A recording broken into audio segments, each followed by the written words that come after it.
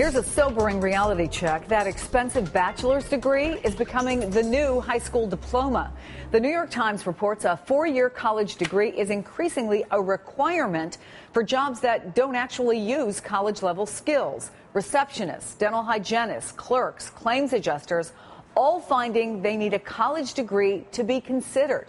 I'm joined now by New York Times economics reporter Catherine Rampell. It's good to see you. Good to be here. We were all flabbergasted. First of all, there's $1 trillion in student loans right now, and a college degree isn't getting you what it used to. You call this degree inflation. What exactly is that?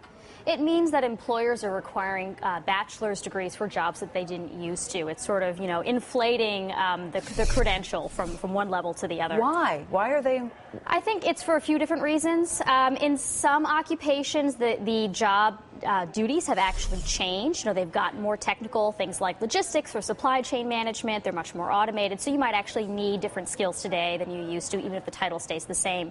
But for most of these occupations, it seems that, there are so many people going to college right now that if you don't go to college, it's assumed that there's sort of something wrong with you, that you must be unambitious or a little slow or something along those lines, that the norms have changed. And B, there's such a huge glut of workers out there that employers know that they can be picky, basically. Yeah, because the norm used to be you didn't want to hire somebody who was overqualified for the position because the minute something else comes up, they're going to leave. Right, and that's changed now because employers know that there are so few opportunities out there. So they know that they can hold on to these people who are overqualified for their jobs because they're grateful to get any job they can. All right, let's talk about the good news, especially for folks out there with big student loans or parents who spend a lot of money trying to help their kids get a better job. There is sometimes an upside. I mean, it does get your foot in the door, so to speak. Oh, right? Absolutely. I mean, if you're talking about, well, is college worth it or isn't it worth it? It's worth it compared to what? I mean, you think about the people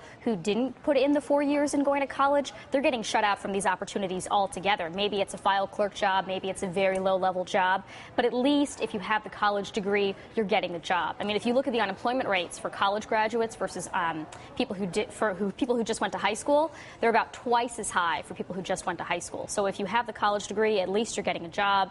And if the economy picks up, and it will eventually, even if it doesn't feel like it right now, there will be opportunities for growth. You talk about one young woman who was a fashion and retail management graduate, $100,000 in student loans. She's working for $37,000 a year as a receptionist, but she seems happy. Yeah, I mean, her previous opportunities had been working at a retail cash register.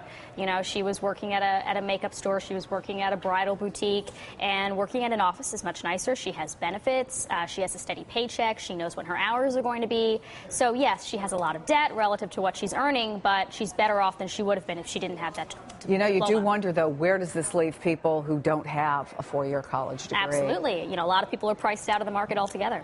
Catherine Rampell, great article in the New York Times. Thank you so much for coming in. Thank you.